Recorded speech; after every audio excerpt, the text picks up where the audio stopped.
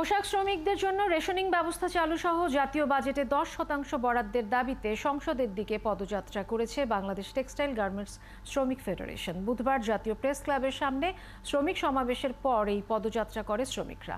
পরে তারা স্পিকারের কাছে স্মারকলিপি দেন। এর আগে সমাবেশে বক্তারা জানান, জিডিপিতে প্রায় 6 কোটি শ্রমিকের অবদান সবচেয়ে বেশি, অথচ প্রতি বাজেটে তারাই সবচেয়ে অবহেলিত থাকেন।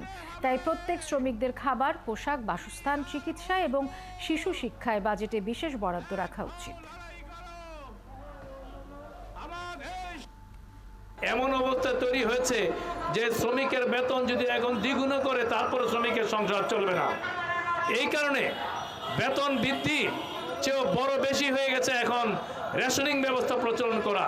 8 লক্ষ কোটি টাকার বাজেট হবে, সেই বাজেটে শ্রমিকের জন্য 10% বরাদ্দ করতে হবে।